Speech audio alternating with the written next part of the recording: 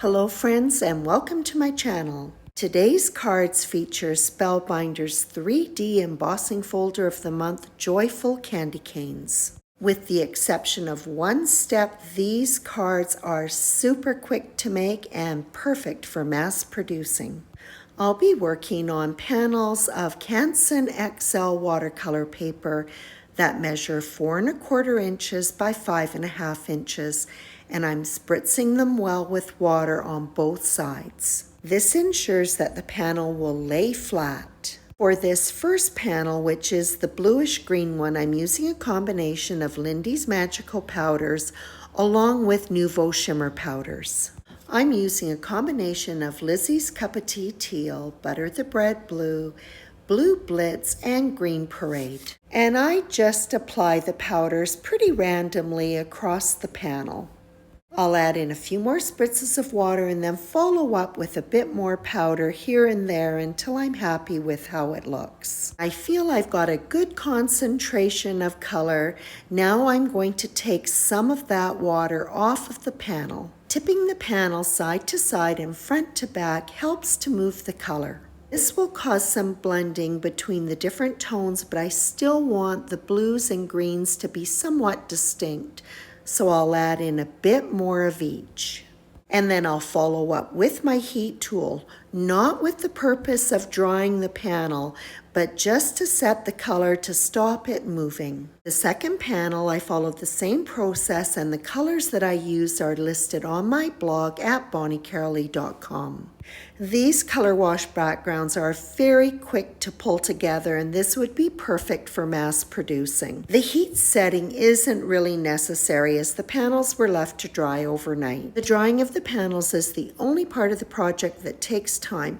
Everything else is really quick and easy. For the reverse embossing technique, the panel is placed into the folder opposite to what you would normally do. The back of the panel will be placed on the flat side of the embossing folder. Design is not random, so I'm taking some time to make sure that my panel is centered top to bottom and also straight. And after running it through the die cutter, you can see that the front of the panel is debossed.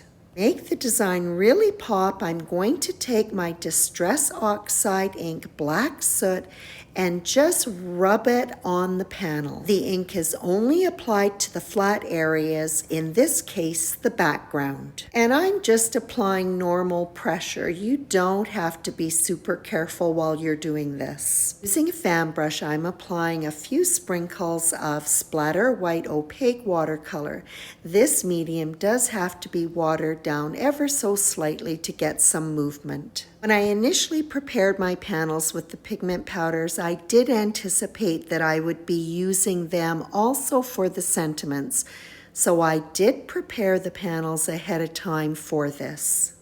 I just took one panel of the watercolor paper and did one side with the colors to go with the blue panel, and then on the other side prepared it with 2 or 3 colors that were used on the pink background. So these were left to dry with the main panels overnight, and now I'm going to be die cutting them with a die set called Christmas Greetings. I like popping up my sentiments, and so I've also used it to cut black sheet foam. I've not removed the die cuts from the foam because they will be slightly recessed, making it very easy to apply the adhesive and then line up the sentiments to it.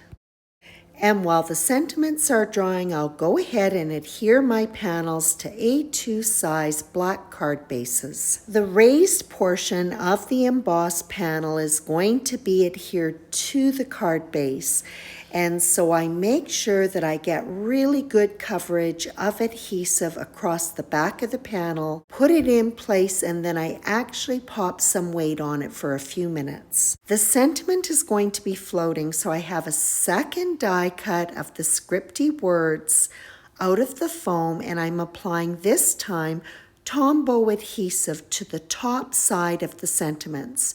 This will be set aside to dry completely. When Tombow is in its tacky state, it is repositionable. The two foam sentiments are going to be sandwiched with vellum, so now I have my sentiment with the watercolor sentiment on the other side, and I'm applying the Tombow adhesive to the back of it, and again it will be left to dry. Coordinating shadow dies were used to cut vellum paper. I've popped the words out of the excess foam. The Tombow is dry and tacky, and I'll position the first one on top of that vellum shadow. After the die cuts have been positioned onto the vellum shadow, then I can go ahead with that second foam die cut and position it on the back of the vellum paper. As the vellum is translucent, it is very easy to align the two foam die cuts to each other. And because the Tombow is dry and tacky, it will not cause the vellum to wrinkle, and it also gives you a bit of flexibility to lift up and move that sentiment around if you need to make adjustments. Don't have to worry about the vellum having direct contact with wet glue, so I can go back to my regular adhesive and position the sentiments on the card front. That wraps up this mostly quick and definitely easy project featuring Spellbinders 3D Embossing Folder of the Month Joyful Candy Canes. The reverse embossing technique is a great way to add color to your embossed cards easily. You need to mass produce your cards for Christmas. This is a great project. I hope you enjoyed this video, and as always, I appreciate your visit.